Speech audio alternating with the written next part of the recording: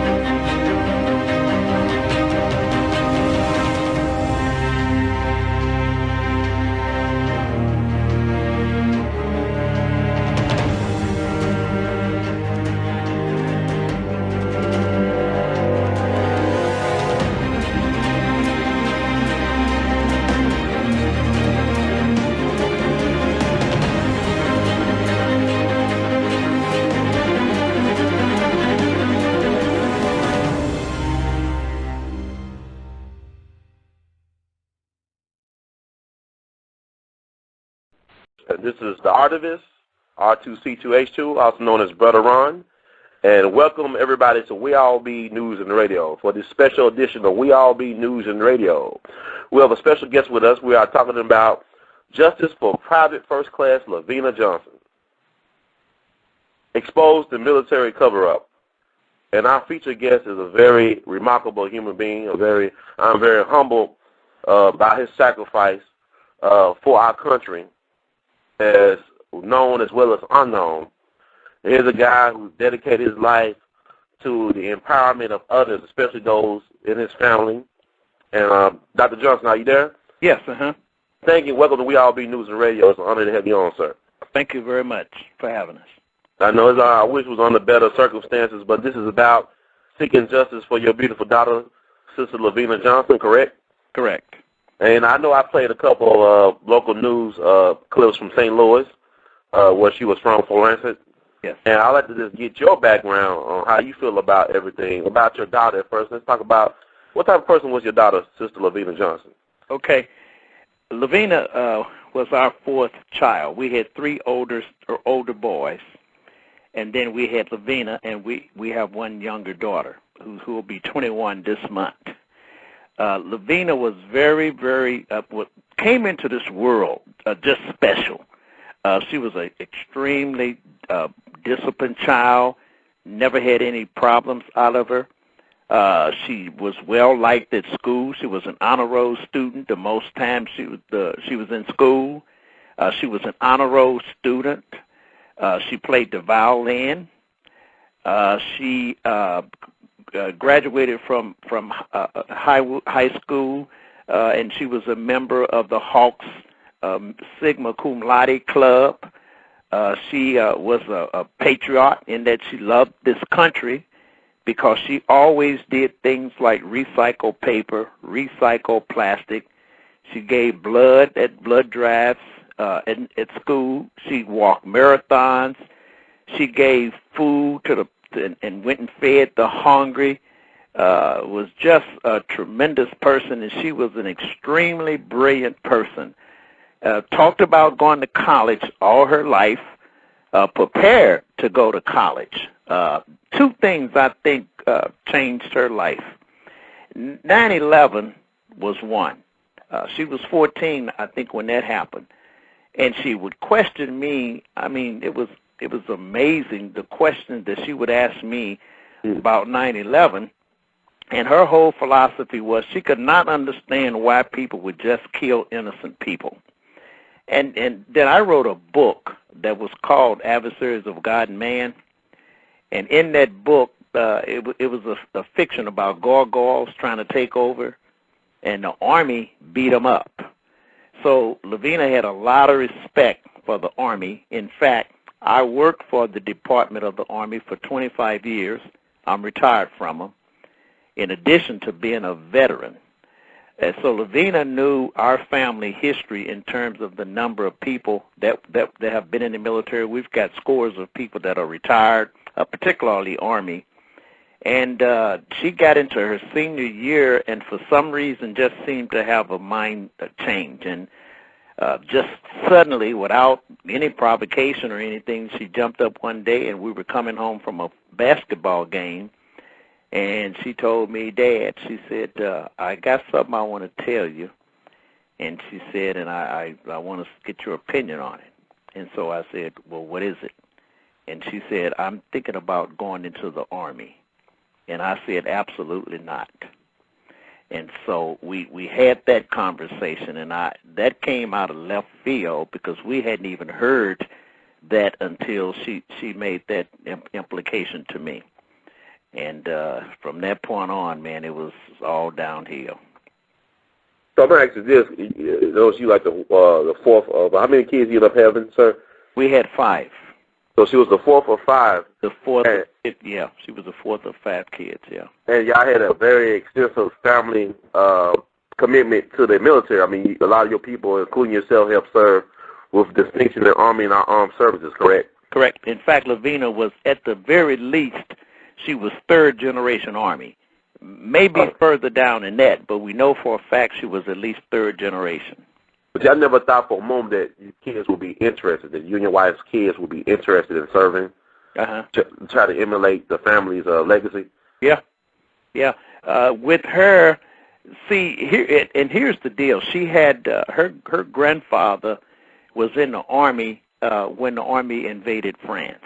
Mm-hmm. My brother David Johnson fought in Vietnam, and he was wounded there. So he's a Purple Heart recipient. In fact, he got his Purple Heart was awarded to him by General Westmoreland.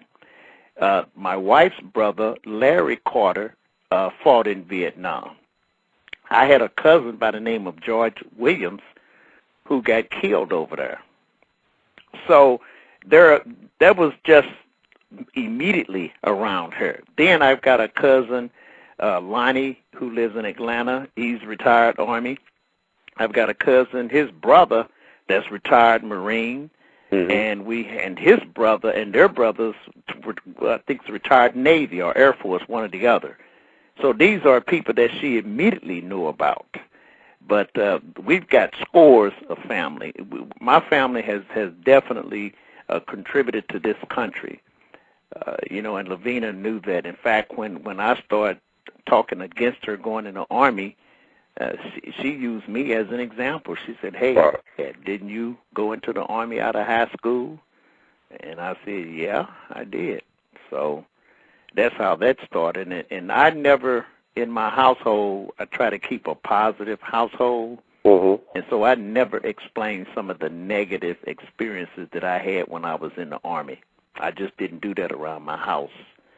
And so those things that happened to me personally, she didn't know about. But overall, she had you and your wife's blessing, but you also had some misgivings, right? She had y'all blessing to pursue this path. Well, no, not totally. I was totally opposed to it, and I raised opposition so much she got a little concerned. And then she asked me, and she even said this to me, Dad, she said, I never heard you talk so negative before. And I told her, I said, I just don't think the Army is the place you need to be considering going to college. So then she asked me, she said, well, do you have money to send both Lakeisha and me to school? And I said, yes, I do. She said, well, I want to go to California, and that's going to cost you a lot of money. She said, how do you feel about me going to California and going to school? Because, see, she wanted to be a film producer, and she wanted to get out and get a chance to travel and get a little understanding of how things were. And when you come from a real close-knit family like she did, she just looked at this as an opportunity to stand on her own 2 feet. And in addition to that, she called herself helping me out because she told me, I made the statement, if I had to work 2 jobs until her and her sister got out of school, I could do that. Mm-hmm. And she said, no, I don't want you to work 2 jobs. She said, let me help you out. Let me get some of my own money. And so I said, well, here's the problem I've got. They're going to send you to Iraq. And she said, I won't have to go to Iraq. I said, how do you know that? She said, because my recruiter told me that I didn't have to go. So I told her, I said, recruiters lie. They'll lie. They get a little commission. All their job is to get you in the Army. They don't have any control over where you go. He said in my house, and this is how he put it to us, he said the likelihood of her going to Iraq is remote. So she ends up in Iraq. She's there for 6 weeks, and she's raped and murdered. That's crazy, because I know when you were saying that, I was just thinking about, you know, as I prepare myself to interview you tonight, about how many commercials there were on TV about families having discussions in the kitchen about should Johnny or should Cynthia join the military. And it was like I started to recognize just the brainwashing that was going on. Because you're a psychologist, correct? Correct. And you understand the power of propaganda. Absolutely. And our government is not ashamed to use propaganda. Yeah, yeah. And the thing is, LaVena has never gone against family wishes before, you know. Mm-hmm. And she, but I'm gonna tell you one thing about her, and this is, she got this from her mom. When her mom makes up her mind she's gonna do something, she's gonna do it. And LaVena has always been that way, man. And that was the only reason why I halfway supported her, was because I knew she had her mind made up. And I'll be honest with you, I thought, well, I know for a fact my baby can do 3 years. And her whole thing was, understand something, I just want to get in there and get that money and get out. While I'm in there, I can do some traveling, you know, and and get a chance to see the world a little bit before I go to school. And when we came home and told her mother, boy, she was devastated. Now, her mother never agreed to her going in. She just conceded pretty much because that's what LaVena seemed to have her mind set on doing.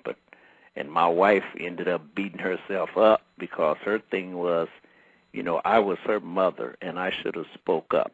And as close as they were, my wife was a little surprised that LaVena would come to me and talk to me about going into Army and not even discuss it as a family, because we always did this. So we went against protocol in a number of ways as far as how we do things in this house, you know. So I know, has there been like sleepless nights where you, I mean, how do you get over from blaming yourselves? You know, I mean, your wife and you. I mean, do y'all would think about if y'all could have said something, like your wife said she wish she could have said something or spoke out more? I mean, do you ever, you know, do you blame yourself for what happened to your daughter? Well, let me put it to you like this. I know, and from the field that I study, normally when people lose a child, it could be some problems internally because, like LaVena looked like me, and her temperament was like her mother, and you know, people start focusing on things like that. That can cause a ripple in the family. But instead of us going through that, to be honest with you, we both blamed ourselves. Like I said, her whole thing was if she had spoken up as the mother, she felt she would have had more of an impact on her decision. Me, I sit back and I wonder, why did I agree for her to go in the Army without doing my homework first? See, and I'm a detailed person. I mean, I write books and I do research. And I've done a tremendous amount of research since she's been dead. But, man, if I'd have done the kind of research I did after the fact, I'd have presented that information to my daughter. I guarantee you she wouldn't have endangered her life. But my whole thing was, you know, it's because when I was in the Army, it was separate. They had wax and wave, and I was in, you know, an Army. And I knew it was co-ed servicing and stuff like that, and I guess I just assumed that things had changed a lot. It wasn't until after she was dead and I started doing my homework, I found out that it's worse now than it was ever ever was before. What are some of the things you found out? I'm very interested in finding out what are some of the things that I found out. Learn. Yes, sir. Okay. For an example, I got a group that I put together when I started this venture about going after them about what happened to my daughter. And so I asked them to get on the website and see what kind of information they can find out about this scenario, because these people were too comfortable with coming to me and saying my daughter committed suicide. And so they brought me, something like 10 of the stories about other females. And when you read the circumstances, they were all strange. The characters of the women were all positive. And then when you start talking about black females committing suicide, we found a number of them. And it just didn't seem right. So then later on, we found out that every third female that goes into the Army gets raped. So that's 1 out of 3. That's a horrible statistic. We also found out that every 1 out of 5 males get raped. We found out they had over 1,700 people, females rather, that had reported being raped in the year 2007, and 100 and some odd people got court-martialed under the Code of Military Justice. Now, in civilian life, the statistics are bad, but it's 40%. So in the military, and in fact, there was a lady by the name of Helen Benedict, and she had an article in Miss Magazine back here in October, and she quoted Jane Harmon, who's a congresswoman from California, I believe. She's a Democrat. And she said a woman going to Iraq is more likely to get raped by fellow soldiers than killed by an Iraqi soldier. Wow. So this is the kind of stuff that we found out after the fact. And then the arrogance and everything, this is the stuff that I've learned by the way they've treated us. They're very, very arrogant. They act like they can't be touched. They act like they can come to people and tell you what they want you to believe, and you're supposed to accept what they say at face value, and that their arrogance exists to the fact that they think, well, we're part of the government and there isn't nothing you can do about it anyway. And so that's kind of but that's the thing that motivates me the most. But that's the kind of information we found out. And that's like something, man, I wish that they would try to focus on, because I know just Googling stories about your daughter from the articles, and even I go into an Army website, and how they try to say, well, assaults have really dropped off in the last year or so. Like, they're really suppressing a lot of things. Then to read about some of the women you talked about, I think it was one woman in Afghanistan who basically told her family if she ends up dead to order, an independent investigation into her homicide, not suicide. Yeah. There's one case, this young lady, and I've talked with her mother. Mm-hmm. This young lady name is Tina Priest. Tina Priest got raped by her platoon sergeant, and she reported it to a chaplain. The chaplain sent her to a psychologist in the Army, and he evaluated her and said that she was stable but exhausted, and sent her back to her barracks. And apparently they hadn't planned on doing anything about it, and I understand she kept complaining. So the next thing you know, they found her dead with a gunshot wound to the stomach. And they told the mother, they told Joy Priest, that she committed suicide. So when they did a ballistics test privately, the ballistics test came back saying at 5'2", it was impossible for her to have stuck an M16 rifle in her mouth, because that's the weapon that they said she used, and that's the same one they said my daughter used. They said physically it was impossible for her to have shot herself with an M16 rifle. So they countered, the Army countered, and said she pulled the trigger with her big toe. Then I had another one. I met a lady at, her daughter's name was Deborah Borniak, and she was a lieutenant. And they found her dead. And I understand the St. Charles, she was a St. Charles police person before she went in the Army. And I understand the police officers there went through the paperwork and concluded that she was possibly murdered by a boyfriend. Well, her mother told me that the Army told her that they sent that she wrote a suicide note. So I asked her, I said, well, did you get the suicide note? And she said, no. I said, you didn't get a copy of it? And she said, no. Now, you and I know if she had written a suicide note, they'd have shoved that down her throat quickly. Right. But they knew she probably knew her daughter's handwriting, or she was going to get an expert to look at it.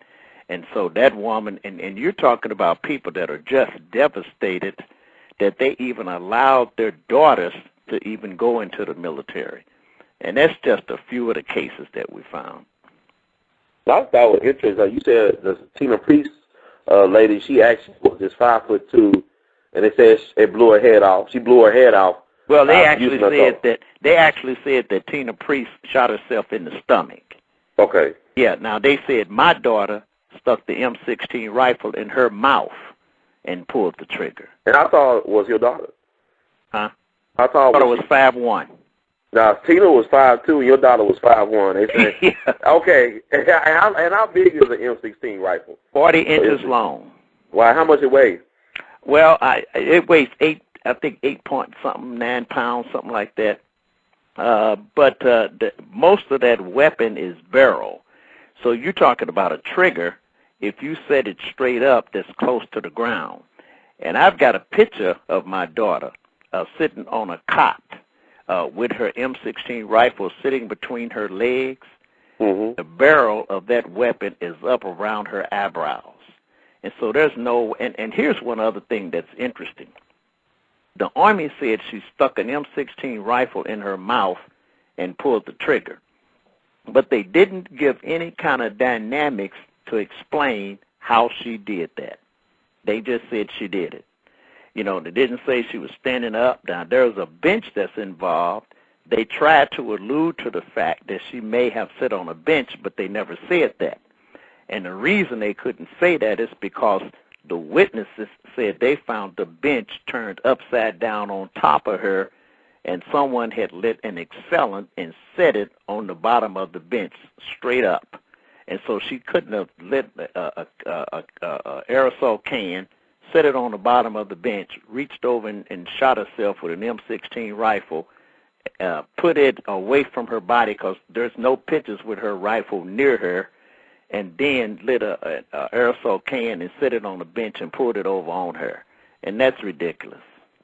You got to have quite of an active imagination to do something like that, or be quite gullible. And I just think that it's just weird to me that these same folks expect us to trust them, yeah, and they can't tell us the truth about anything. No, and this would have been a very simple matter. They could have came to me and said, your daughter was murdered. We got the person who did it. We're going to take care of it. If they had done that, there would have been absolutely nothing I could have done about it. But you come to me and you challenge me and you said my daughter committed suicide. And I'm saying, first of all, my daughter wasn't the type. My daughter was a different kind of person than people that I know of that would commit suicide. In addition, you're a psychologist. Absolutely. Mm-hmm. Well, actually, what I do right now, I do motivational training part-time. I'm retired from the Department of the Army, and I worked in a civilian personnel office. I basically shuffled paper for 25 years. Mm-hmm. I've always done counseling. I've always done training. And right now, I do motivational training part-time. And I'm when it comes to human behavior, man, in my circle, I'm considered an expert. Now, I've read and I write fictional books, and in my books, man, I put lessons in them, that people learn. Even though one of them is a science fiction, it's still got lessons in it, So I'm a pretty decent writer, but I'm a detailed person. But one of the things that really helped me out is that I have two brothers that are important. My brother Joseph Johnson has an associate degree in criminal science. So he basically went through and picked out all the forensics evidence that support that this is a murder. My brother David, who's 29 years law enforcement, he's a detective, and he a police sergeant, I think. and he's very familiar with that M16 rifle, just like me. And we both pretty much concede that if you stick an M16 rifle in your mouth, you're going to either lose half of your face or you're going to lose half of your head. And so to say that she stuck a M16 rifle in her mouth and she's got a hole in her head that's on the left side of her head. Now, if you can imagine her hairline, then go up to the top of her head and move forward to the frontal lobe. They've got the hair peeled back, and the hole on top of her head is so small you can actually stick a pencil down in it. So whoever shot her with a handgun, and they stood over her when they did it. And there are 3 principal people in the military that carry hand revolvers. That's military police, maybe your medical people, and you got officers that carry them. And if I had to choose between those 3 people, this is somebody with some rank and some privilege, and people are sacrificing their careers to protect a cold-blooded murderer and the people who helped him out, because it was more than one, and we can prove that.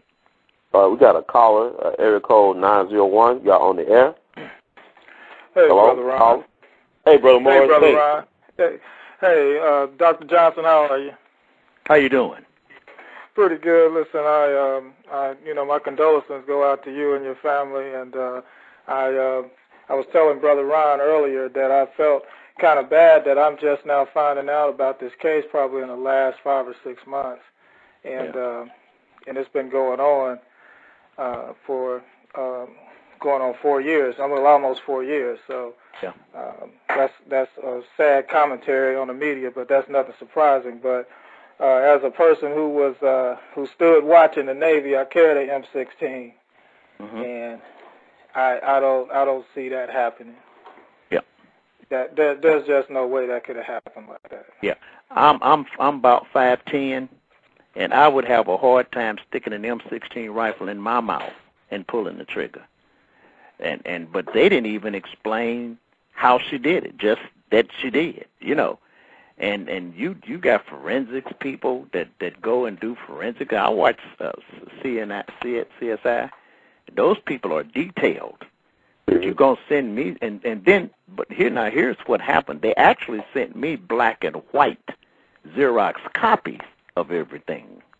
You see what I'm saying? Right. Now, you going to tell me, go ahead. What are you going to say? No, you go ahead. You go ahead and finish. Now, when I open up a package and I see black and white Xerox copies, what the heck do you think I was going to think then?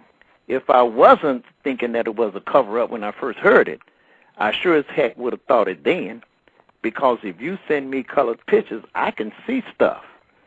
So what happened was, and this is, somebody in there had some compassion for us. I'm just going to tell it like it is, because they put a picture of a CD-ROM in there and also a picture of my daughter's vaginal area.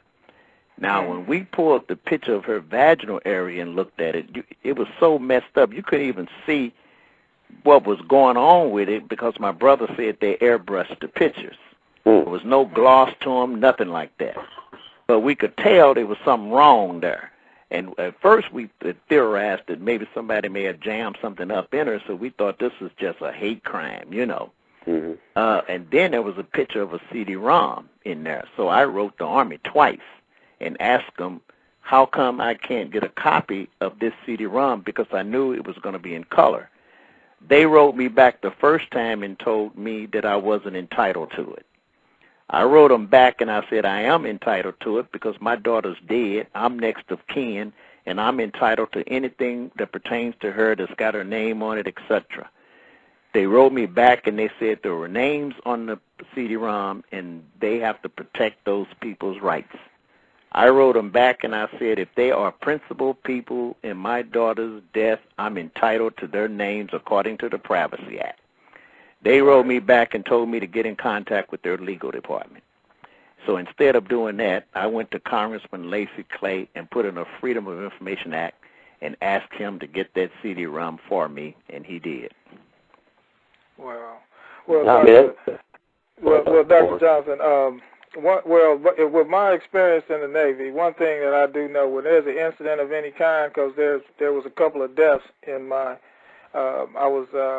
when I was in the Navy, when I was on a ship, and when I was at a squadron, and the first thing that they do, they have what is called a public affairs officer, and they make sure that they make everybody clam up. Nobody's allowed to talk to the press. Nobody's allowed to talk to anybody, because they have Navy Investigative Service that handles that handles their really serious cases, and so they don't allow you to talk to anybody. So I already know. I'll put it like this: I deeply suspect what is going on, and the thing about the military is that they try to cover up in the most outrageous ways, and that's something that, like I was telling Brother Ron, there's a lot of incompetence in the military, and people just don't believe it, but it is. It's a lot of incompetence. You got people in there right now, man, that's got a whole lot of rank and everything else. They couldn't make it in civilian life. They really couldn't. Yep, and you're absolutely correct. But in my case, you got criminal investigators that walked the grid, took pictures of blood all over the place, then started walking around asking suicide questions. So they were ordered not to pursue their evidence, but to see if they could establish a suicide. And here's how you know that. They came to me at 7:30 in the morning of the 19th of July in 2005 and said my daughter died of a self-inflicted wound. Now, you would have thought they would have investigated or did something first, before they came with that, because that's a serious allegation. And not only that, they sent a staff sergeant from Fort Leonard Wood, Missouri, and you're not going to tell me it's protocol to send a E6 to a family to tell them that their daughter's dead. When my cousin George got killed in Vietnam, they sent a staff car with some officers in it, public affairs and all those people. Right, and I was surprised. I watched one of your interviews, and that's one of the things that kind of sent a little alarm off, because they don't usually send enlisted men to as grief officers, because in the Navy that's what we have, grief officers. Yeah. We had officers that were, that was part of their duties as part of their collateral duties as a grief officer, to go and inform a family that someone has someone is deceased. So that did catch me off guard. Well, Dr. Johnson, I got involved with the network. Someone sent me an email, and to tell you the truth, within the last probably 3 weeks to a month, I've really learned a lot about the case that I didn't know before, because there's basically no mainstream coverage of it. That is correct. And so I see that there's been a lot of coverage in St. Louis, in the St. Louis area, and I do see you have Senator Claire McCaskill, as seems like she's trying to do something for you. So I hope that you can continue to build momentum. I certainly will, try to do what I can as a person here in Memphis, because that really burns me up. And it's that they're handling this way. Yeah. Well, here's what we've got. We had 60 Minutes that committed themselves to us. The executive producer flew down here and talked to my wife and me, and a member of my group. He asked me to give him some telephone numbers of the people that were in LaVena's unit, and I gave them. I faxed those to him the next day. He called me within 45 minutes and told me he had talked to 17 people who said that they thought LaVena was murdered. 17 people. And one person said the person that had murdered LaVena had already been admonished for what he did, but they was covering for him. Now, that man ended up getting fired from CBS. Now, let me break this down to you. Essence Magazine did an article on my daughter, and this was in 2006. It was June, I believe. Well, that article was supposed to have been in the February issue. But the news media people, what they do, they call the Army because they want to get a comment from the Army before they print their article. Well, what they do when they call the Army, they put the Army on alert that they're interested in the story. So the Essence Magazine people actually got threatened by the Army. And the Army told them if they printed the story on my daughter, they was going to pull their money out of that magazine. So they picked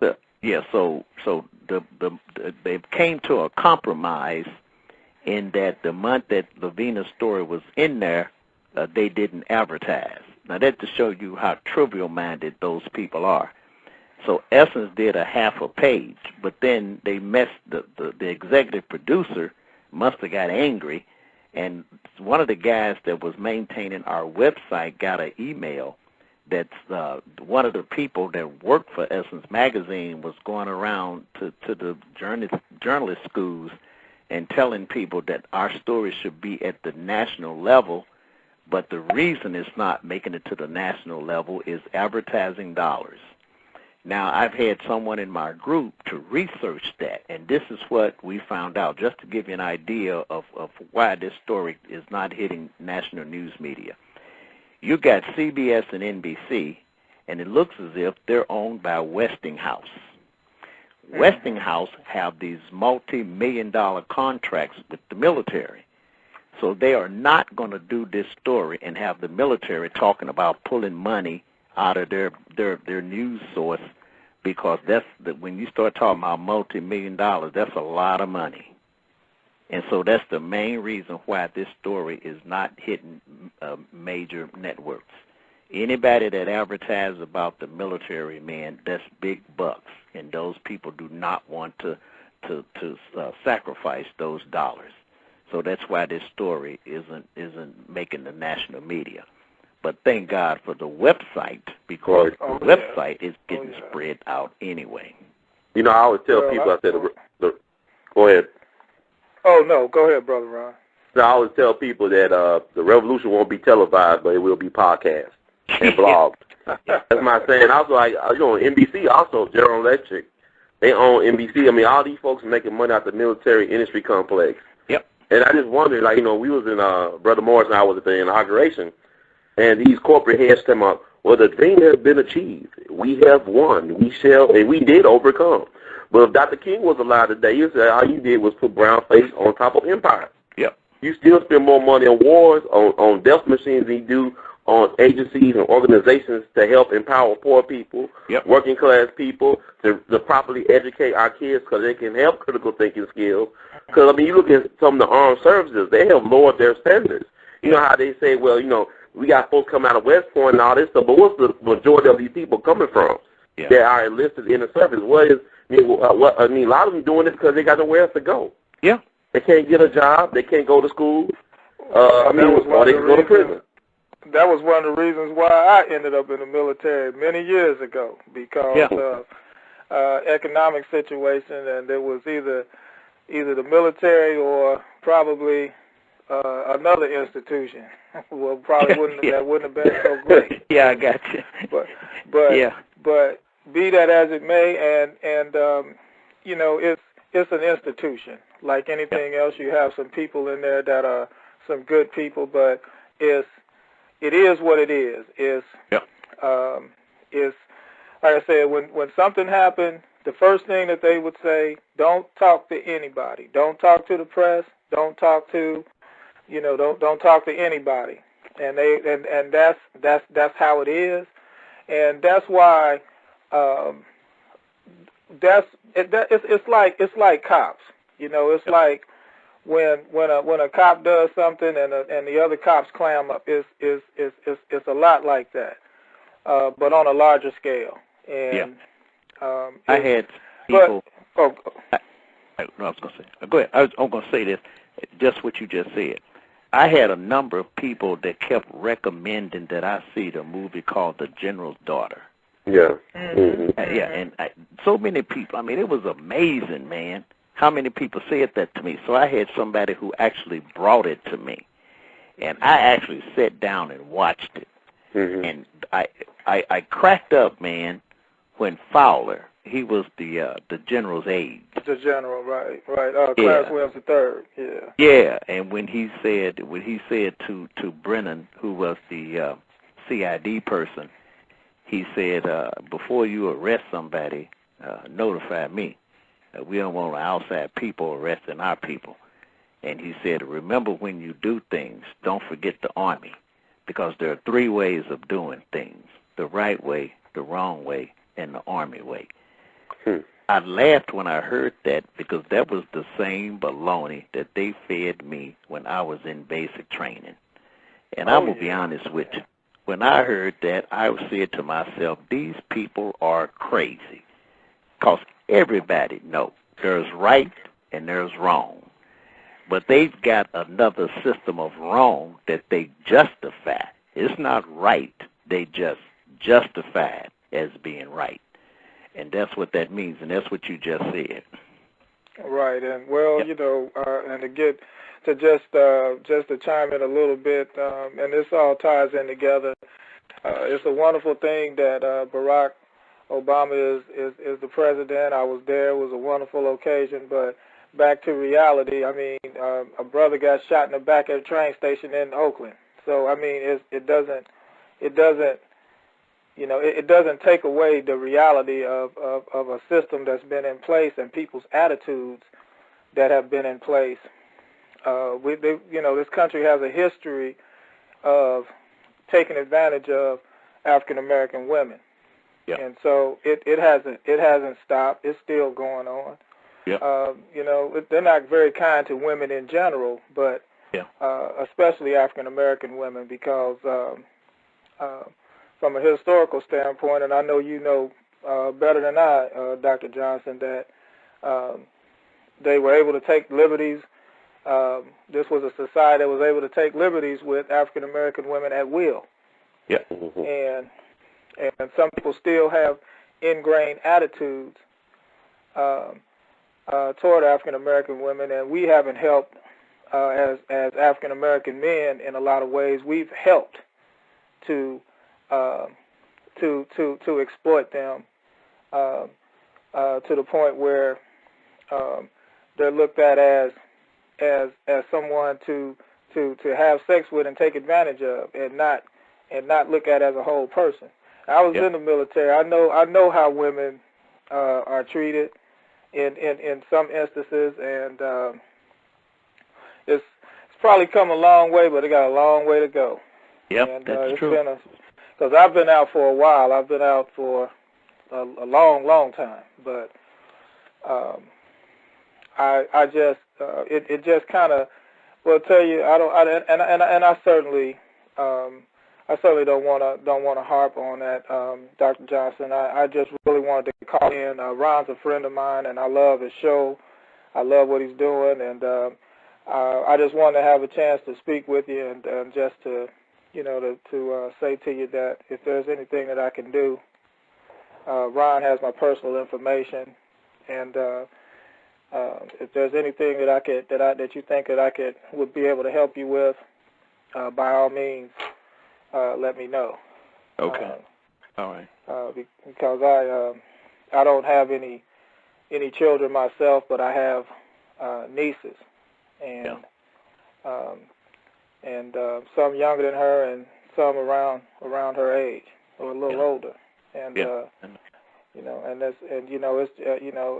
somebody doesn't say something, then they're just gonna keep being able to get away with it, and I'm really, like Ron said, I'm really glad that we have the internet now, because you can't just get away with things the way you used to when you just had those three or four networks and those newspapers. That is true. You know, so that is it's true. So I'm going to sign on off, but like I said, I just wanted to speak with you, and I really admire your courage and your wife's courage and your family, and you know, I know that you're going to get to the bottom of it. Yeah, that's my intention. Because I believe the truth will prevail. Yeah, I do. I do too. And but it's probably gonna be rough. But yeah, I know. But I believe that you will vindicate your daughter. Yeah. Okay. Thanks a lot. No, Brother Morris, thanks. All right. Good. I'll catch up with you, Rod. All right, Brother Morris. Thanks a lot. Dr. Johnson. Okay. Thanks a lot. Oh, Dr. Johnson, I'd like to just add, we got a chat room that's very busy as well. Brother Black Talk Radio, Brother Scotty, thanks a lot, because he's the guy that really got this moving as far as get a lot of us hosts on board to try to do right. And like you said, there's only two things: there's right way and the wrong way. There's no army way. There's no other way but right or wrong. Yep. And he wanted me to ask you, are you aware that the Pentagon is setting up a sexual predator database? And what do you think about it?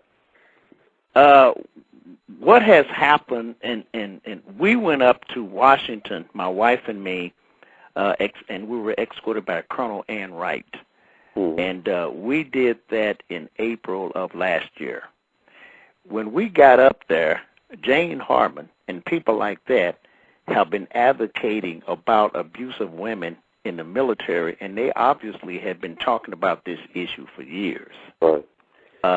Our wife, I'll be honest with you, boy, she fussed while she was up there, because her thing was, hey, how come we didn't know this stuff was going on? Because if you had told us, and if it was made public that this stuff was going on, then we could have fed our daughter some more information, and I'm sure she wouldn't have gone into the Army and jeopardized her life like she did. Mm-hmm. We went back up there in July, and what happened when we were there was this.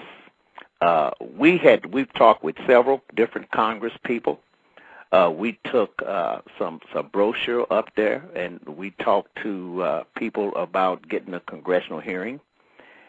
And at the same time, what was going on, you had the Governmental Reform Committee that was fussing at the Army for lying about Pat Tillman, because they never got over being lied to about that scenario. Mm-hmm. So while we were there, they did a report admonishing the Army for what they did. And included in that report was a concept that they may have lied to us as well. After that, we've had several Congress people to advocate to Congress that we have a congressional hearing so we can get to the bottom of what happened to LaVena and 9 other females, because this is a pattern. And most of the people, when they advocate a hearing, they talk about our daughter and Tina Priest, because those are the two that I made really, really, really vocal about, okay? Now, in July and August, they had closed sessions in Congress. My daughter and Tina Priest's name came up during both sessions. They were supposed to have had an open session in September. What they did, they postponed it until February 2009, this month, because they didn't want it to be an issue right at election time. Well, what happened to us was we picked up momentum, if you will, through the black media, with a few whites that were kicked in. We had my daughter was on the front page of Final Call. She was on the front page of L.A. Weekly, you know. And so when those things kind of start happening, and we're talking about after 3 years, I think the Army kind of realized I'm not going away. And since I'm not going away, there are a lot of other people who are suffering the same thing that are not going away. So they are forced in a position to do something. But what they're trying to do, so you have to understand, too, they are good when it comes to appealing to the public. They're experts at it. That's how they get our kids in there. Right. And right when we were getting this momentum going about murder, they came out and talked about the suicides of the people in the Army. And that's to divert the public's attention in a different direction altogether. And CBS was the one that helped them out with it. Yeah, well, hey, Absolutely. That makes sense. I ask you, too, about the suicide rate. Because you're a psychologist and also you work closely with the military. I mean, like, I know men and women are not the same. I mean, we're human beings, but we don't think the same. Yeah. We got a different way of approaching things. Like, what would be the number one way for women to, quote-unquote, kill themselves or commit suicide in the military as well as in civilian life? Is there any difference? Well, let me put it to you like this. When it comes to using weapons, women seldom do. Okay. They take pills. They might OD. They might even slice some wrists. But they ain't sticking no gun in their mouth, and they ain't sticking no gun upside their head. Mm-hmm. Now, when you start talking about males, particularly white males, a weapon of choice is not unusual in those cases. They will shoot, you know. And I guarantee you, if you go back to history and you go through the Great Depression and you go back to 1929, the Depression started in 1929. Yes, sir. In 1933, the stock market bottomed out. You had 20,000 people that committed suicide. My guess would be jumping off of roofs and doing stuff like that, and my guess would be if you did a protocol tally of who the major culprit was, I guarantee you white males would top the list. So if that's their mentality, that's why they will come and tell you and me that our daughters committed suicide, and they know good and well that she ain't jumped on no mortar, so they'll say with an M16 rifle. And the moment they say that, boy, you know it's baloney, because as a rule, women don't use weapons, and black women, more so than anything else, don't just jump up and commit suicide. Some boy make them mad. They might go shoot that dude, right, but they ain't going to get that upset that they're going to commit suicide. Yeah, they'll do a Frankie and Johnny before a suicide. Huh? Yeah. So that's what statistics show. And even when the Army came out with these statistics about suicides, they even admitted that the culprit mostly were white males, and they claimed the reason is because the availability of the M16 rifle. The weapon So they pretty much admitted that. Oh, I think I got Brother Morris going to pipe in. Brother Morris, that's you?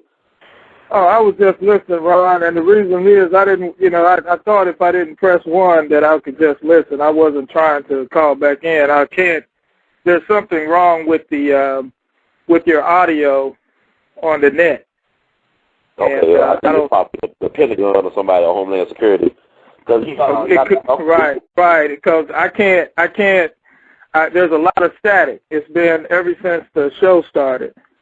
And I've never seen that before on your show. All the times I've been listening, you don't get me started. I'll start. Right. I'm gonna help you out. I'm gonna help you out. Yeah, Dr. Cole, tell us. I'm gonna help you out. Go to www.militarycorruption.com. Okay. Now watch this. I had a guy as a retired major call me up, and about 4 or 5 months ago, and he said he wanted to help me.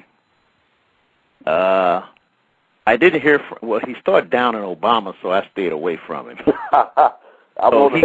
Well, my whole point was, what the hell did Obama have to do with my daughter getting killed in the Army? So I didn't. Right. But what he did, he put a story on his website, and it was about my daughter's death. So he called me up a couple of Sundays ago and was telling me that he had looked into it and told me that her story was on his website. So I put www.militarycorruption in my computer, corruption.com in my computer. This screen popped up, and it said, women go in the Army to find husbands. Sign up and get a $40,000 bonus, all this crap. So he called me back and said, did you see your daughter's story on there? So I said, no, man, this is a Army propaganda page. And he said, what are you talking about? So I read what was on there. So he said, you must have put the wrong address in there. So he asked me to delete it, and I did, and I put it back in there, and the same page popped up.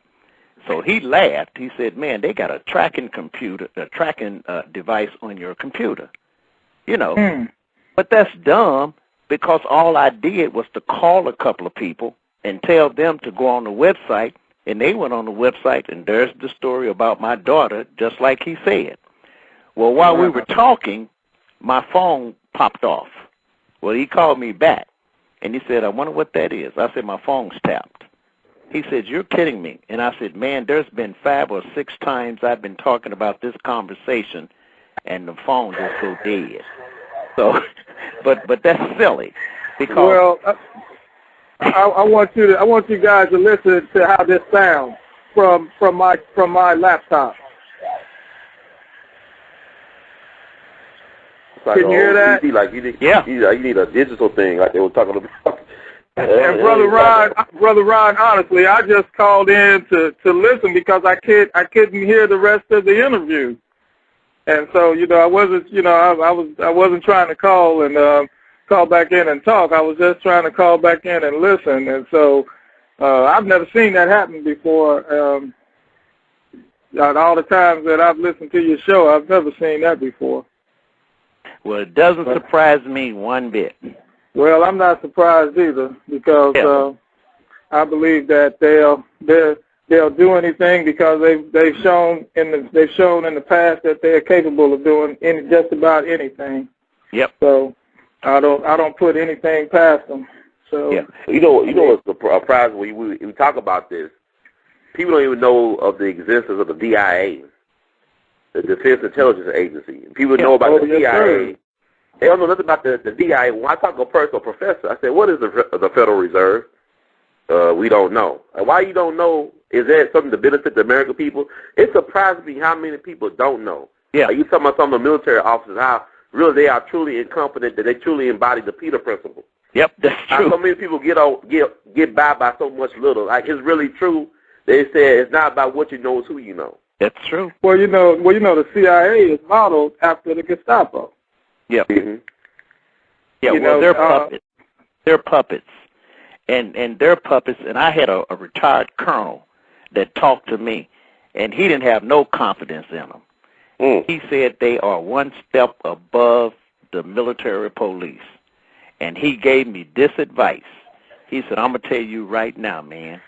He said, I hope you're not sitting back thinking that CID is going to try to solve your daughter's murder. He said, because they're not. And as it turned out, guess what? He's right.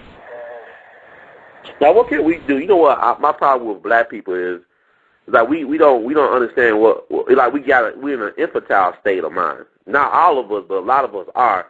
Where there's like we're going to protest, we're going to go down to the city hall and get a permit. Now, how is that a protest if you ask for permission to protest? Yeah. So I'm trying to figure that out. Dr. King, I went to a screening of an HBO documentary film last night. It was talking about the witness from Room 306.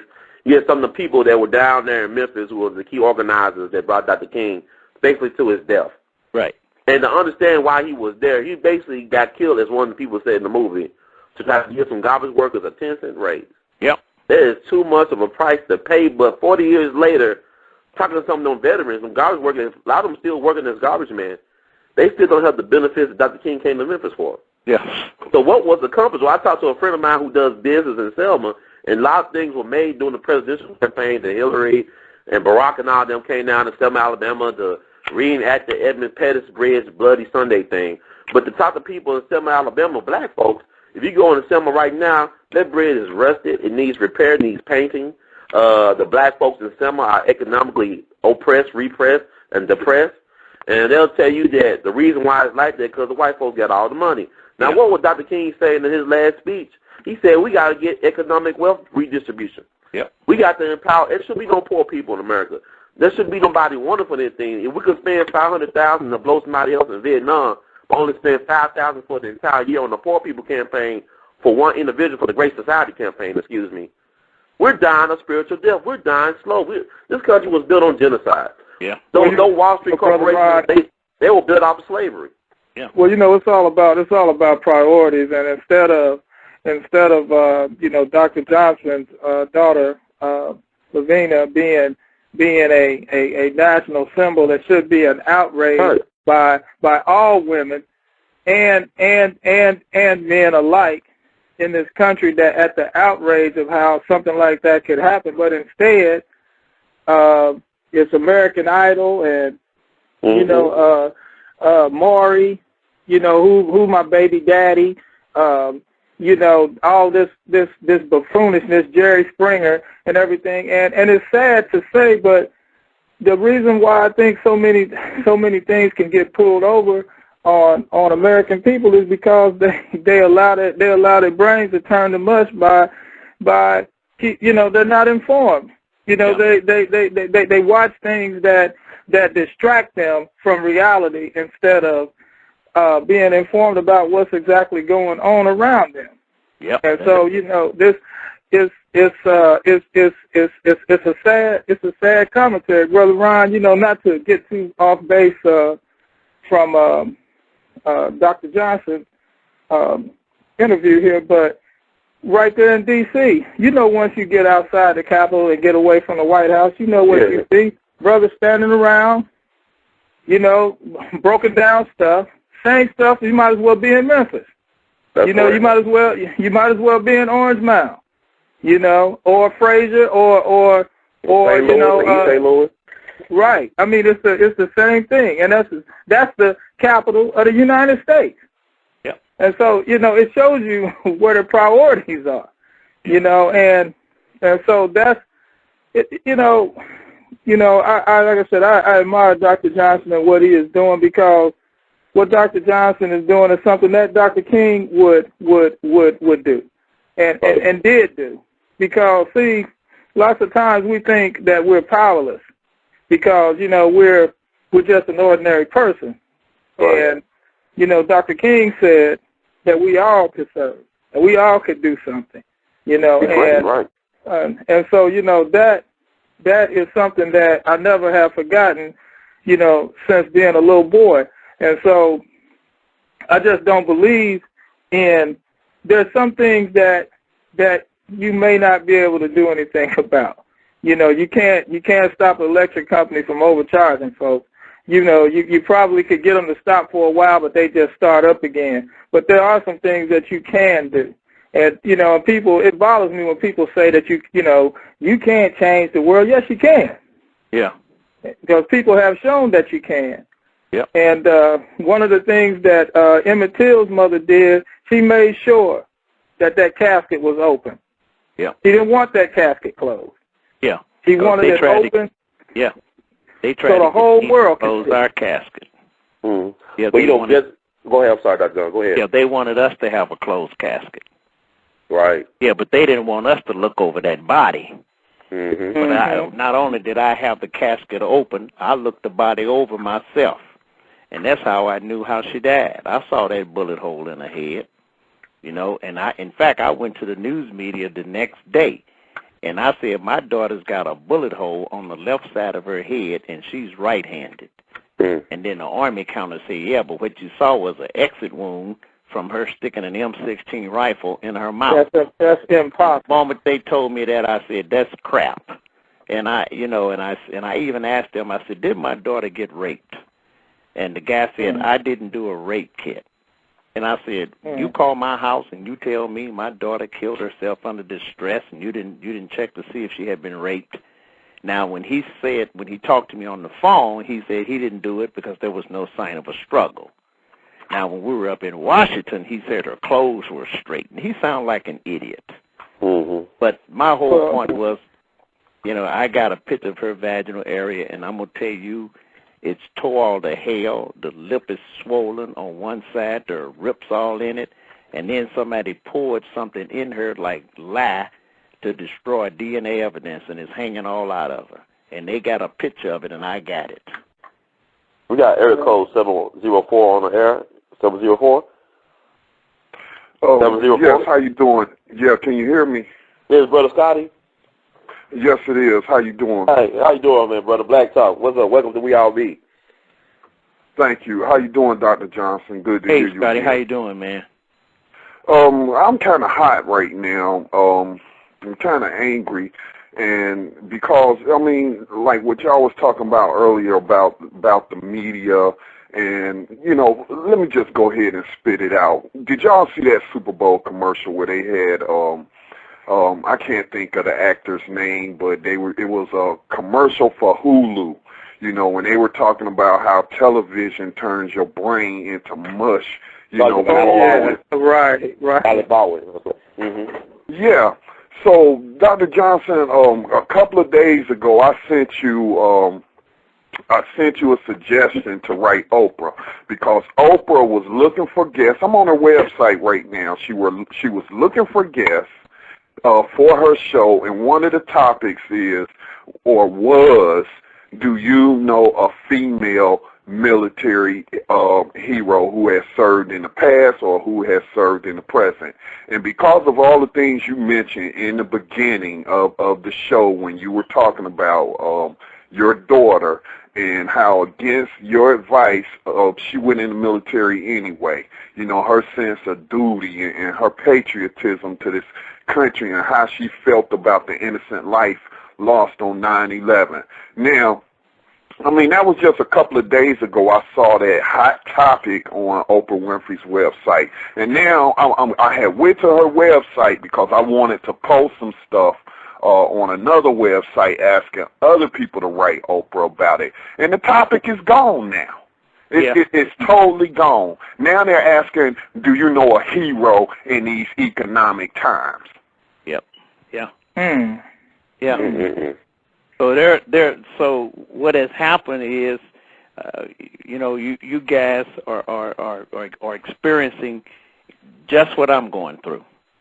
They don't want this topic out there, and so apparently they're working hard to try to sabotage every effort. They've already shut down the national media. They've done that. And so now the website has been open and the information's out there, and so they're working hard to see if they can shut that down.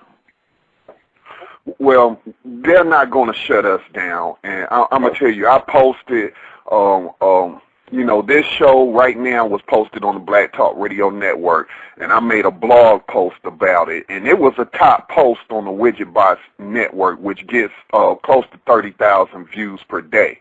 And I had another website plugged into it. So the story is making its way around the internet. But I'm just so upset because, people like Oprah Winfrey, then you got Michael Baisden. He has a site, a name site, I See Color, okay? And I posted several stories. He has hundreds of thousands. I think he got like over 100,000 members on that site. That site isn't that old. And I posted, the show I did with you and some other articles and videos about this case. And I posted this show in there today. And so I was just going through his blogs, the whole blog section to see what shows were featured in this or that. Not once did anybody on that site, administrator at that site, thought to feature the story I posted about LaVena Johnson. But you'll see stuff featured about should you lose your job over smoking pot? You know what I'm saying? Yeah. Just mindless stuff. And I was watching public television tonight, and Strength, I think it was called Strength and Selma, but they were showing some of those old videos, and this is what came to my mind. This is what came to my mind. When you can't have something, you value it. And I'm talking about the vote. When we couldn't vote, people wanted to vote. But now that we do have the right to vote, and we're not exercising our political power that they fought so hard. So it's like once you get it, it's no longer valuable. And so, I do want to be encouraged that is why we started the Black Talk Media Project, trying to bring together great people like the host that's hosting this show right now and other people who talk about serious issues. You know, I keep up with media trends through all the publications that's out there, and we're laying the groundwork right now. I got people contacting me. We're laying the groundwork because most people are starting to turn to the internet, and we doing television, we're doing these radio shows, and so I just, you know, it may seem like, you know, it's not many of us who care, but it's a lot of us who actually do care, and so it's just that they have no place to meet at. Right. Well, Scotty, I did. You doing? I've never met you, but I did join your network probably about a month ago, maybe a month and a half ago. I haven't really participated very much. Been on the go, but I plan to, and I'm glad. Matter of fact, I'm glad that you called in. I was hanging around because I do appreciate what you're doing.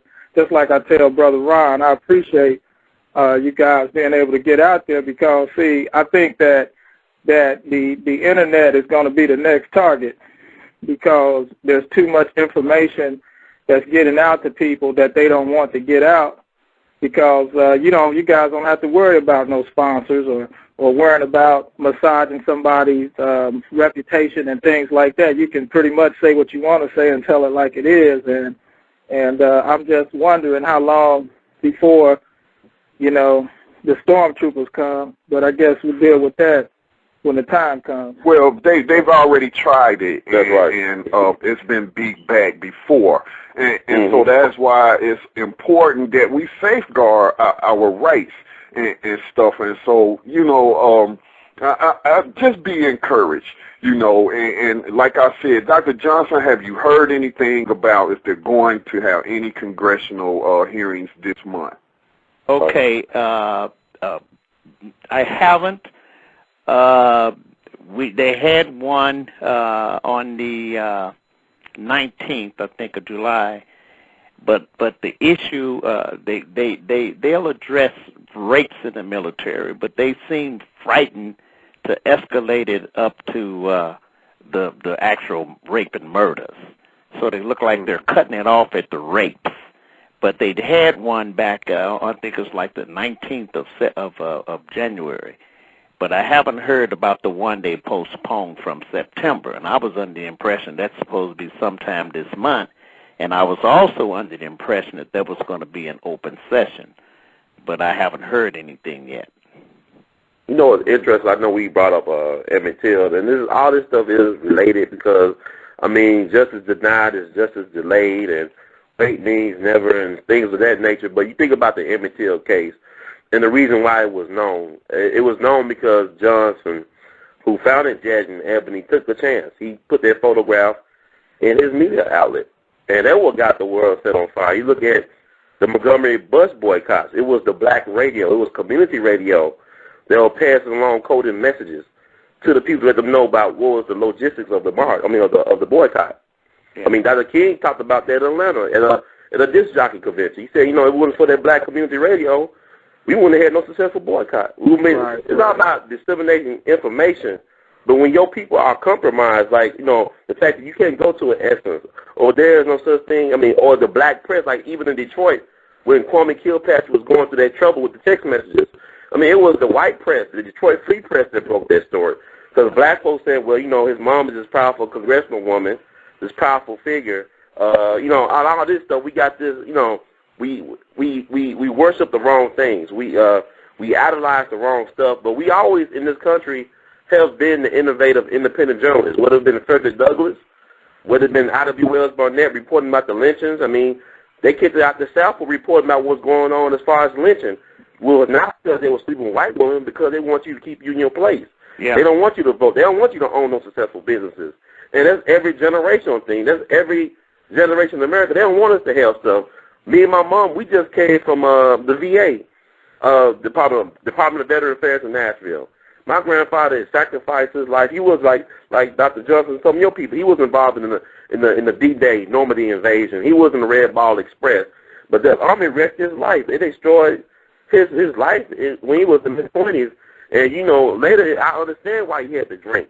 He never had any type of treatment. He was always in pain. Yeah. Since he got hurt in World War II, I mean, they demoted him for messing around with a white girl. I mean, he was called a boy not by a white man when he first got home in Mississippi, but by a black Pullman porter. An old black Pullman porter called him a boy in full uniform. I mean, you just think about, you know, all the things he had to do. I mean, he didn't get 100% disabled, although he was 100% disabled.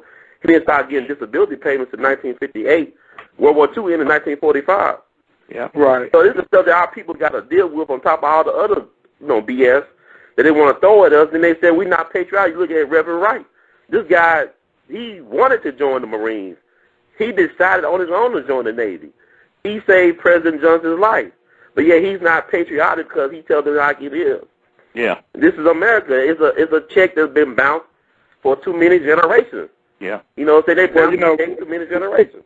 Right. Well, you know, Brother Ron, you're exactly right about and just to touch on the Emmett Till story and see the reason why that strikes a chord with me is because first of all I was born 4 or 5 years after Emmett Till was murdered, and how I found out about it was because John H. Johnson published that story every single year since it happened, and that's why I was able to find out about it as a at 13 and 14 years old because of that article being repeated.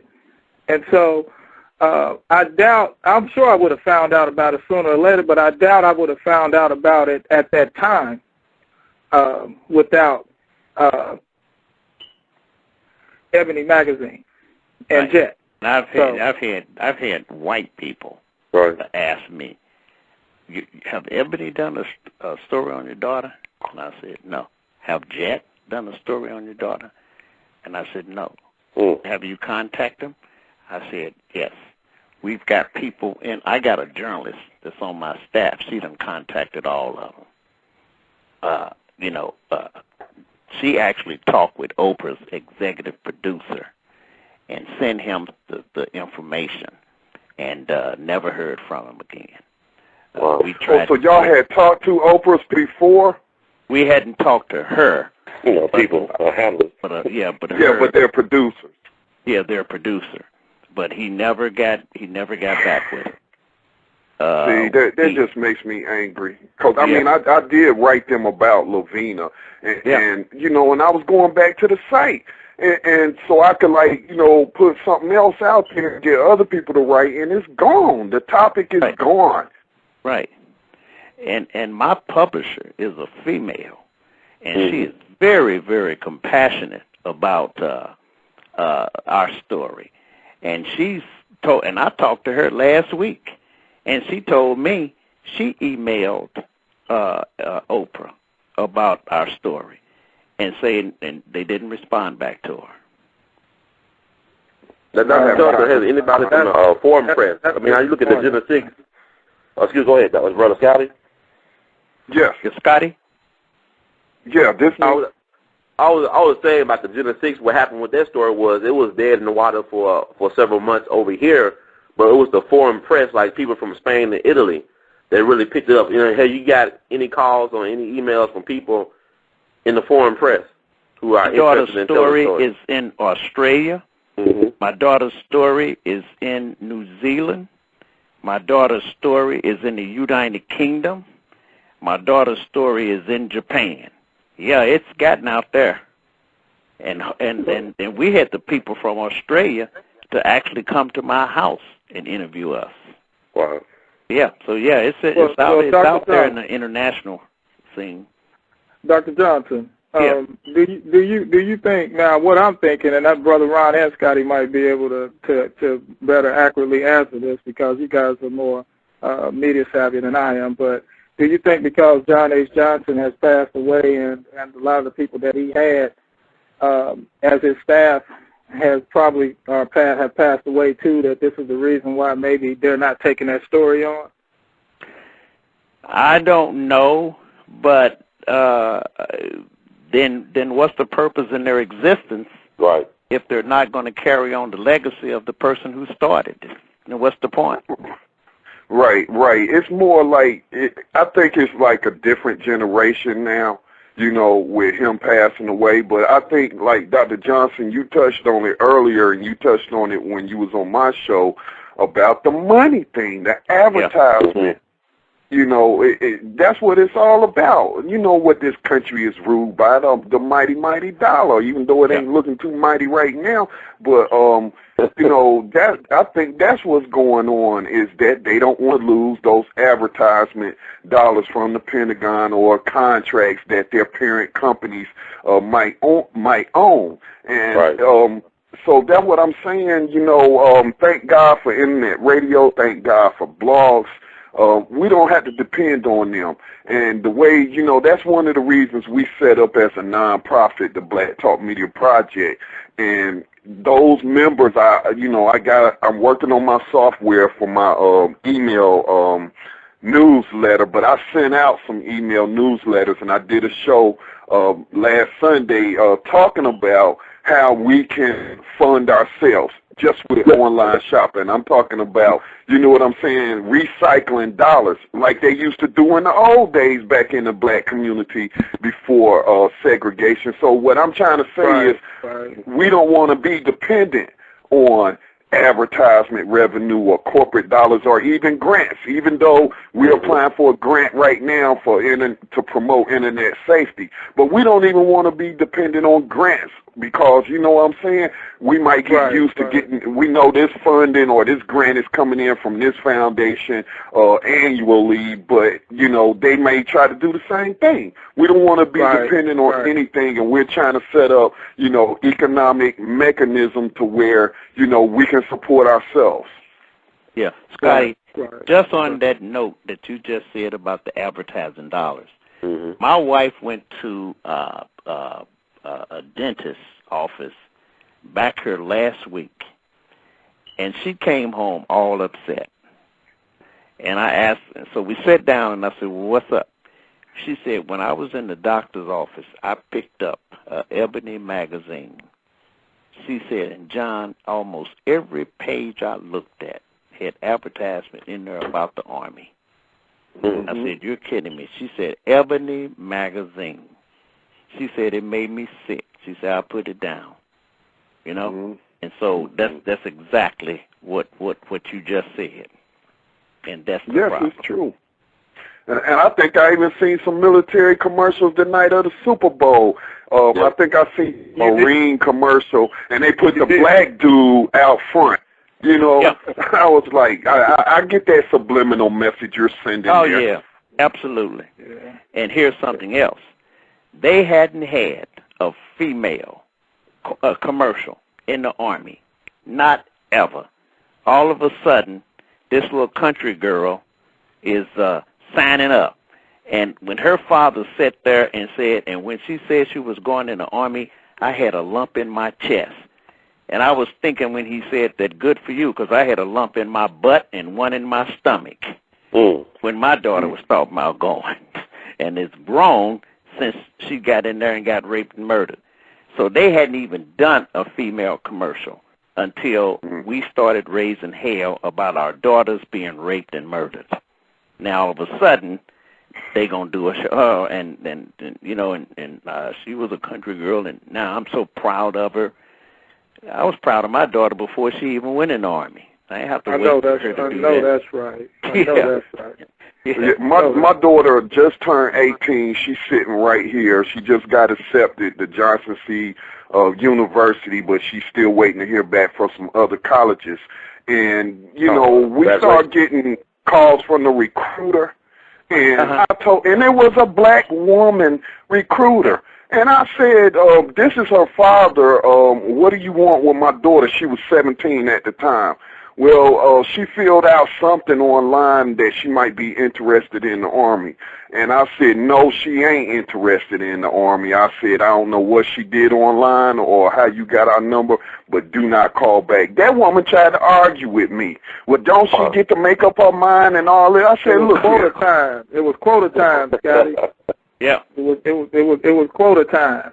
Yeah. But you know what? It's right and wrong, though. It's right and wrong. Now, her being a black female, I'm sure she know how it is for females in the military. You know? Yeah. And that might be the reason why a lot of these recruiters is killing themselves. Right. Yeah. Right. Well, you know, the military. One of the things that used to happen. I mean, that could be a subject for a whole another show, because just from my experience, I was in the Navy almost 8 years, and so I've seen a lot of stuff. And like I was saying to Dr. Johnson at the beginning, is that the first thing when something happens, any type of tragedy, where someone was murdered, killed, suicide, accident, whatever, the first thing they do is make sure that everybody on the ship clams up. Nobody is allowed to talk. They have one spokesman, and no one can talk to the people. I tell you, I mean, I spent 6 years in the United States Army, but and I started thinking about this because when I was in there, I remember this newbie, this girl, I can't remember where she was from. She was young, 18, 19 years old, and the sergeant first class, she was working in a supply clerk with this sergeant first class, been in there over 20 years, and this dude was intimidating her and, sexually assaulting her, and she didn't tell anybody.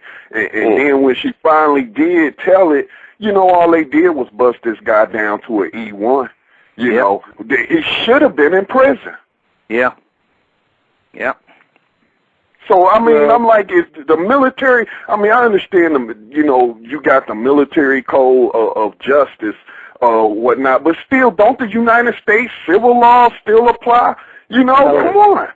No. The only time that applies, Scotty, is if like, for instance, I was in the Navy with a guy, he raped a woman off the base, and the civilian court in Virginia took the case over. It was so severe that it wasn't, that they weren't going to turn that guy over to the Navy, and the case was so severe that the civilians had him.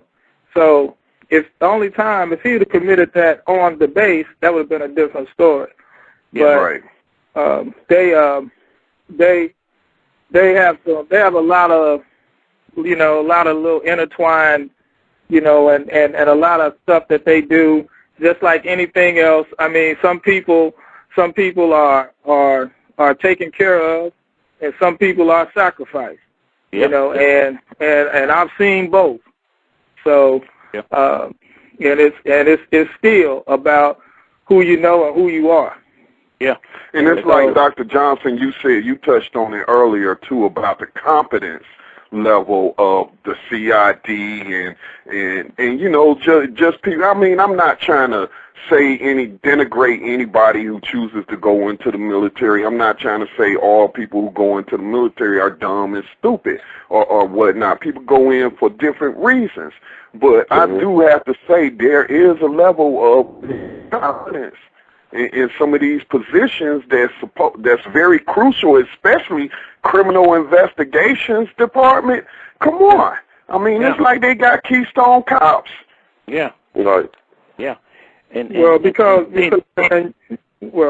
sorry. Go ahead, Dr. Johnson. No, I was just going to say, my family and I, we talk a lot, and we talk and we joke about it sometimes. Mm-hmm. We have people whose parents paid for them to get a college education, and they picked a major like phenology and being a person who's an expert in autopsies and all this kind of stuff. Right. They've gone to school and been trained, but somebody come to them and say, "Look, I'm your buddy. You messed that autopsy up, or you don't do a good job." Now, we had the guy that we hired here, and that was Dr. Michael Graham. And this man is the coroner of the city of St. Louis. He called me up, and his main objective was making sure he got paid $400 an hour for autopsy. He performs the autopsy, and this man is a coroner. Now, a coroner's job is to say how a person died. Right. This man would not make that kind of commitment to say this was a murder. And he's an expert in gunshot wound. That was one of the reasons why we hired him. But he's going to swear for God that he didn't know anything about an M16 rifle. But, you know, that was immaterial. LaVena wasn't shot with an M16 rifle anyway. Right. She was shot with a hand revolver. Well, so he should have been able. I'm sorry. Rifles always tear. Yep. They always tear. And shotguns explode. Right. And you know, so I've carried both of them, and so that's ridiculous. So that every time I even think about that, it just gets more and more ridiculous. I mean, that's one of the first things they show you in basic training. At least that's what I saw in basic training when we was first being trained on how to handle a M16 rifle. When we first went out to the range, the drill sergeant set a metal ammo can up and shot it and showed the small entry wound and then showed the back of it, and it was totally blown out. No, LaVena was not shot with no M16. No, that's impossible. Yeah. You know, and what's ironic about the whole thing is I'm sitting here talking to these people. Now, my brother made this statement. We were talking the other day, and I think the word is pedigree. Is that pedigree, the family history? Pedigree? Yes. Yeah. Yeah, my brother said before they came to you with that suicide crap, he said they should have checked out LaVena's pedigree. Right. He said because they would have known, first of all, this guy's a veteran. So my guess would be he handled the M16 rifle. Plus, on top of that, they sending me information calling me Dr. Johnson, so they knew I had at least graduated from high school. You know what I'm saying? Right. But yet and still, you're going to send me the information. Now, my brother said that, and I had a reporter here from L.A. last week. And see, when he came, he sit and listened to my wife. And, you know, my wife did all the empathetic stuff, you know. She talked on the phone with our baby and blah, blah, blah, blah, blah. And he sat there and he recorded her. But his thing was, okay, show me what you got. In other words, you've been around here hollering this was a murder. Show me what you got. Mm-hmm. My brother Joseph was over here. I'm going to tell you something, man. When we got through going through the evidence sitting right up here in my house, the man was shocked. He was shocked. He said they didn't explain this damage to her face. And I told him, I said, the man told me that the gases from the weapon made her face collapse. He said, first of all, that don't even sound logical. I said, being logical ain't the point. Right. I showed him the picture. I said, here's a picture. What do you see? He said, oh, my God, her face all swollen up. Yeah, for being hit in the face with her own weapon. Then, and I'm going to tell you something. I'm going to be honest with you. I showed him that picture, that vaginal area, and I said, tell me what you see. Man, it's damaged pretty bad. And he said, and it's swollen. I said, do you see that substance that's in her? He said, yeah. I said, what did you think that is? I have no idea. So my brother said, it's lath that they used in concrete to make it hard. He said they poured it in her, and it hardened. He said, and she was dead when they did it. So they did it to destroy DNA evidence. So he turned it upside down so he couldn't look at it. You know what I did? I turned it right side up and showed it to him again. No, you're going to look at this. This is my baby's vaginal area, and you see what they did to her. You came here saying you're a reporter. Now, here it is, you know. That man, he sat here, man, he shook his head. He said, man, I am so sorry about this. He said, I wasn't expecting all this. I said, yeah, I didn't think you would. And see, we done broke this thing down, man. We done looked at it from every aspect, the wound, the mouth, the body, everything. And everything, man, says this was a horrible, horrible death that my daughter went through. And he was shocked, man, because people think you be looking at stuff and it's just going to be controversial, you know. But this stuff ain't, man. And he was shocked, man. So he says, I wasn't expecting this. I told him, yeah, I didn't think so. Then he asked me a dumb question. He said, you keep this stuff in your house? Like that. I said, hell no. I said, the press got it, Congress got it, my attorneys got it. I said, I'll tell you what I do, man. Anybody that say they want to see it, I send it to them. He said, you're kidding me. I said, hell yeah. I said, my daughter's stuff is all over in Europe. You know? I said, no, it ain't. Yeah, I got it at home, but I got a whole lot of other people that's got it too. And he really was adamant about that CD, man. He said, how did you get that CD? Because we had color pictures on it. Mm-hmm. See, he's trying to see, and that's what Congress told me this.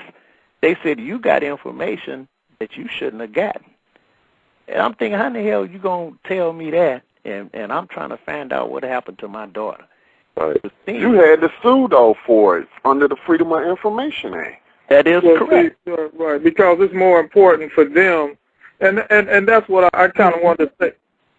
I kind of wanted to say this for a hot second. And by my experience with people in the military is that they hamstring people lots of times that want to do the right thing, and they got all this, like Scotty mentioned, the Uniform Code of Military Justice and all these rules and regulations that they try to strangle people with when it's about doing something that would defend someone. But when it comes to prosecuting somebody, they open the door full blast.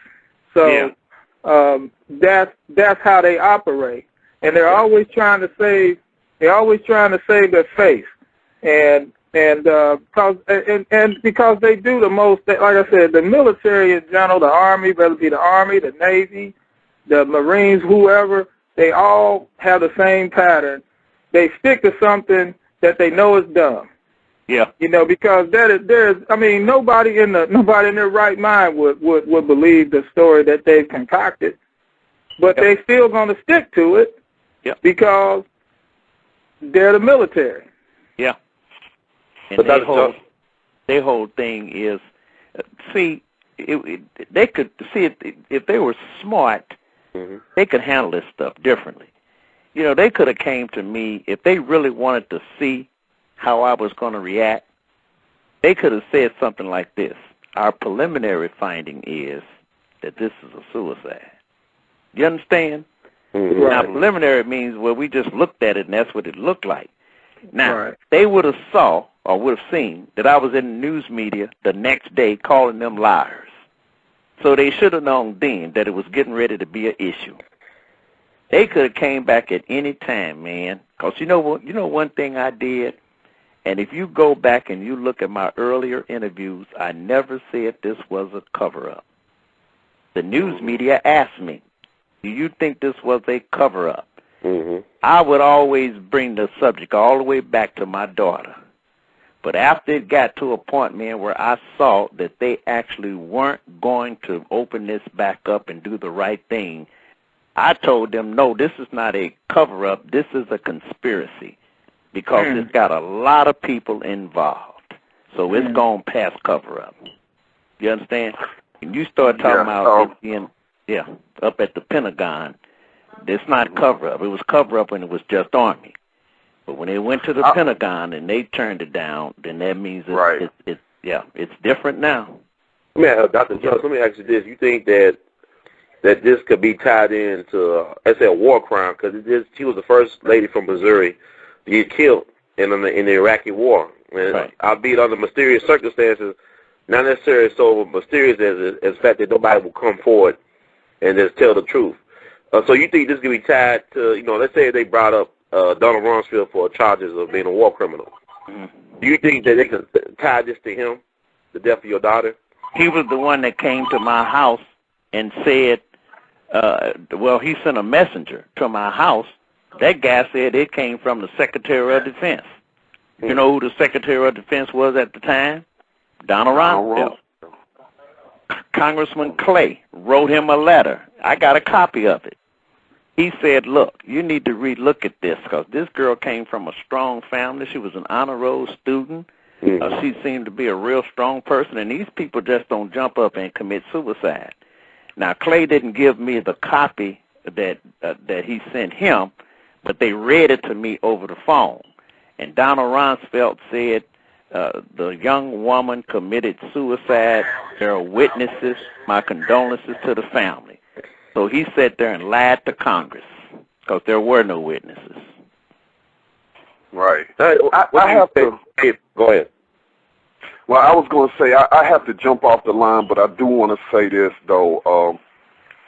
I do plan on contacting. Like, if you Google LaVena Johnson's name, it's a lot of stories in Google. I mean, it's probably hundreds of pages of articles written about LaVena Johnson, but it's all by the alternative media. It's all by non-corporate owned media. So I do plan on contacting, trying to build a coalition with those, get in touch with some of those YouTube stars, you know, like they just now, I mean, don't discount the power of the internet. Like this one guy who's the Obama imitator was just on YouTube, you know, and after he did this little thing about Obama, now he on mainstream TV.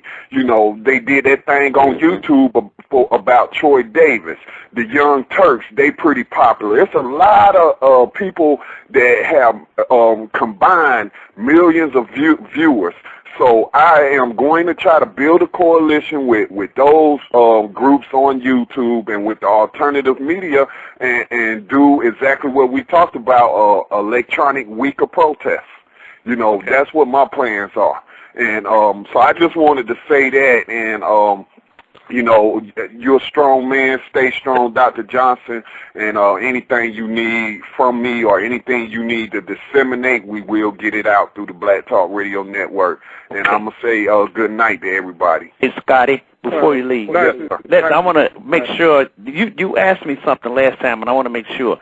I told you that Colonel Ann Wright had talked to the Black Caucus about my daughter. Yeah. You said you want. Do you want who that person was? Yeah. You asked me that. Yes, I did. Okay, I'm gonna email it to you. Okay. Oh, and if you would, I would also like to try to talk to Colonel Wright. It's Colonel Wright, Ann Wright. Yeah, Correct. if you can forward her my contact information or give me hers, because I want to do an interview with her about this new database, but also at the same time use that as an opportunity to, you know, keep bringing LaVena's case up. Okay, I'm going to give you that information. All right, thank you, and y'all have a good night. All right. What's the website? Okay.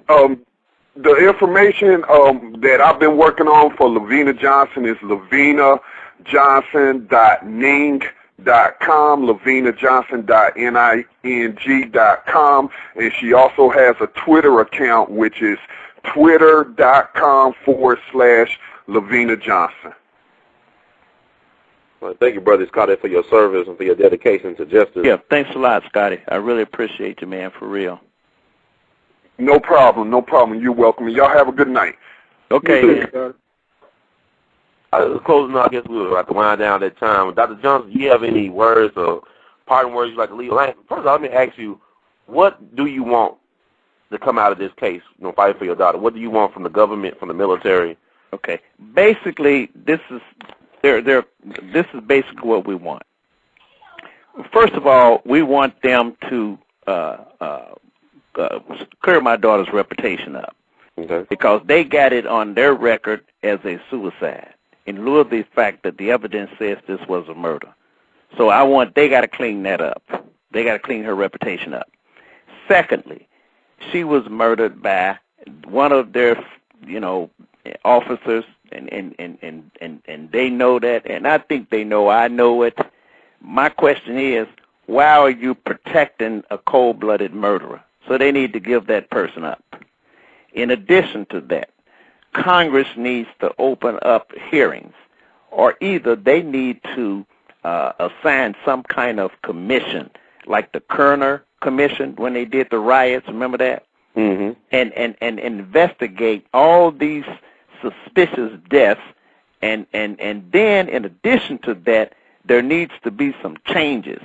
And if it was left up to me, the Army wouldn't have the responsibility of investigating themselves. You can say that again. Yeah, it needs to be an independent agency that does the investigations, and all this CID reporting directly to the general and all that stuff, that don't mean diddly squat because it's all still military. In addition to that, there needs to be something done for them to start respecting women in the military. It's going to be a co-ed service. These good old boys with this negative attitude and treating women like second-class citizens and treating blacks like second-class citizens. This is the 21st century, and it's time for all of that to change. And so if you ask me what I want in terms of for LaVena, I want her reputation cleared up. I want the people who did it brought to justice. I need Congress to investigate these other deaths, and some changes need to be made. Now, as far as asking what the public can do, Scotty kind of touched on it. We need people to write their Congress people, email their Congress people, tell them, look, go on the website and look at this information, because Congress already knows anyway. They're not going to tell me that the House Armed Services Committee don't know what happened to LaVena, because they do.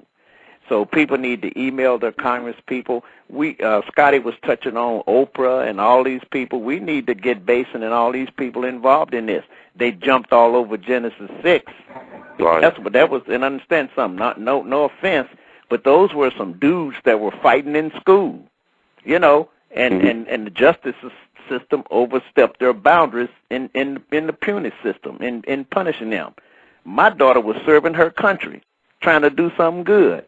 And you mean to tell me she can't get people to be concerned? And I had a white retired major to tell me the black community should be outraged about this. I'm still waiting to see that happen. That's the bottom line. Yes, sir. But I'll tell you one thing: the seeds you have planted, and your passion and your commitment is very contagious. And I have no doubt that the community will be, informed, and they will become enraged. Because I'll tell you something about the Genesis 6. A lot of people don't know is that it took a local Louisiana radio personality to keep on reporting about this, reporting the case. His name was that I met and talked to before. He was doing this for months. He was called down in the wilderness, but eventually people came and they took over from there. Okay. But never doubt the power of an individual to affect change. And like what you're doing is very important. So I just want you to stay encouraged and don't be discouraged. Oh, I am. And change is coming. And I want to thank you for your service as well as your daughter's service and your family service to our country and beyond. Because, like you said, this is very disturbing. Like what Dr. King said in his last speech about stopping to help the man on the Jericho Road. It's not about what's going to happen to me, but what's going to happen to him. Right. What's going to happen to us if we don't stop? Yeah. The time just for Sister LaVena Johnson. Yeah. And the others. Okay. Thank you, Dr. Johnson. All right. Thank you so much. No problem. All right. Thank you, Brother Ron. Thank you, Dr. Johnson. Okay. Thank you. Bye-bye. Good night.